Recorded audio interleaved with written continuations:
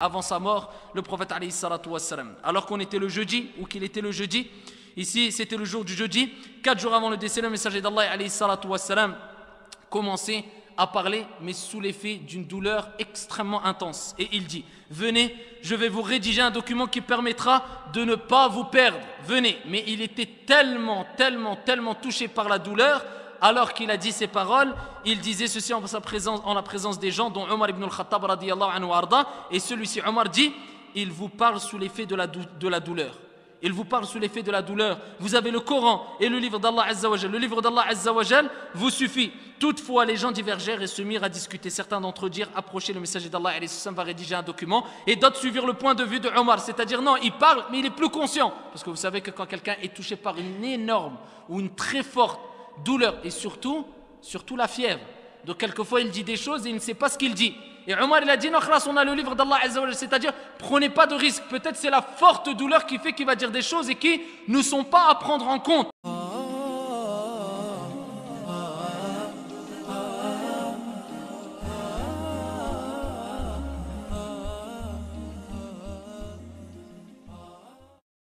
Et donc ici le verset 45, Allah Jalla wa Ala dit wasta'inu bis sabri was sala wa innaha lakabiratun illa 'ala al khashi'in.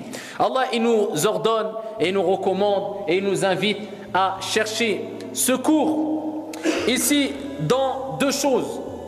An-nasr wasta'inu al-isti'ana, on la cherche où? Ici dans la prière et dans l'endurance, Wasta'inu bis sabri was salah. Dans l'endurance et la prière. Ça, c'est la preuve que si la personne veut être aidée, assistée, secourue, eh bien, quel est le moyen et quels sont les moyens qui font partie des meilleurs moyens par lesquels Allah va te secourir, va t'aider, va t'assister, peu importe la situation. Tu as un problème d'argent, tu as des soucis, tu as des tristesses, tu as de l'angoisse, eh bien, parmi les meilleurs moyens, c'est ces deux moyens. C'est quoi? Patienter et prier. C'est les deux choses. C'est-à-dire, tu patientes et tu te forces à patienter. Et ici, tu accomplis le maximum de prières.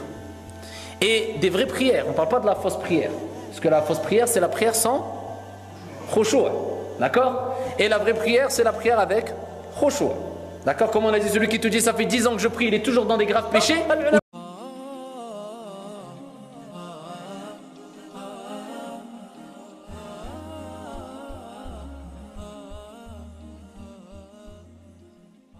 Ici, Ibn al-Qayyim rahmatullahi alayhi nous rappelle aussi l'importance de dua quand on est touché par un mal.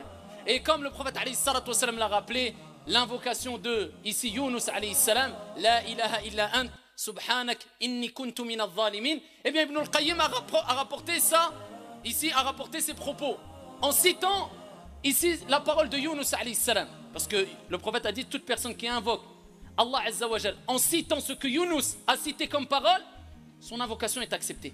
C'est-à-dire quand tu fais dua, tu dis la ilaha illa ant, subhanak inni kuntu min al-zalimin. Ad-dua mustajab après. Ibn al-Qayyim il dit, et par expérience, je ne connais pas une personne qui a été touchée d'un mal et qui a dit cette parole 7 fois sans qu'Allah ne lui débarrasse immédiatement de son mal. Le fait de dire 7 fois la ilaha illa ant, subhanak inni kuntu min al-zalimin. Donc ici tu reconnais at-tawhid et tu dois le dire avec sincérité, l'appliquer. Subhanak, tu glorifies Allah et tu reconnais que sans Allah tu n'es rien. Tu es parmi les ignorants et les injustes.